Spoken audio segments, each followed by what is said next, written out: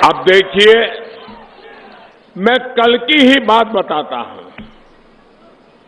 हमारे पड़ोस की घटना है। पूरा देश जलियांवाला बाग नरसंहार के 100 साल पूरे होने पर शहीदों को याद कर रहा था, श्रद्धांजलि दे रहा था। लेकिन इस संवेदनशील अवसर पर भी कांग्रेस ने राजनीति कर ही डाली।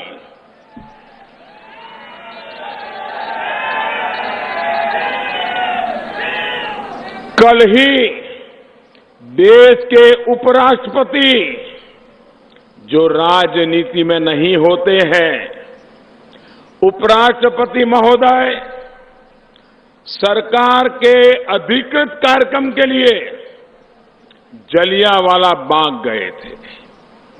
उन्होंने शहीदों को श्रद्धांजलि दी, लेकिन सरकार के इस अधिकृत कार्यक्रम में कांग्रेस के मुख्यमंत्री गायब थे। उन्होंने इस कार्यक्रम का बहिष्कार किया। मालूम है क्यों? क्योंकि वो कांग्रेस परिवार की भक्ति में जुटे हुए थे।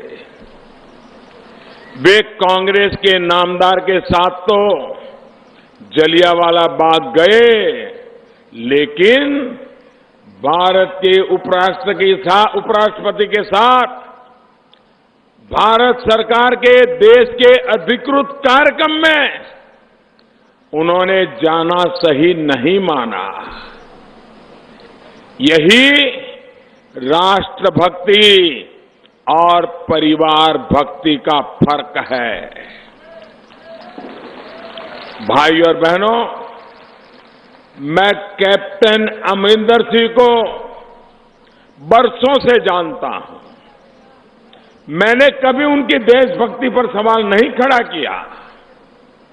मैं समझ सकता हूं कि इस परिवार भक्ति के लिए उन पर किस तरह का दबाव बनाया गया, पंजाब में किस तरह के दांव पे चलाए जा रहे हैं, उसकी वजह से कैप्टन को भी झुकना पड़ गया। क्या कांग्रेस ने जो किया वो जलियांवाला बाग के शहीदों का अपमान था कि नहीं था? ये शहीदों का अपमान है कि नहीं है? भाइयों बहनों, क्या देश की संविधान संस्था का अपमान नहीं था? क्या उपराष्ट्रपति की गरिमा का अपमान था कि नहीं था? सरकार के अधिकृत कार्यक्रम का अपमान, ये अपमान था कि नहीं था? भाइयों और बहनों, राष्ट्रभक्ति और राष्ट्र रक्षा की बात को कमतर आंकने की कोशिश करने वाले ये वही लोग हैं जो अपने राजनीतिक स्वार्थ की वजह से देश हित को भी पीछे धकेल देते हैं, देश हित से भी समझौता कर लेते हैं।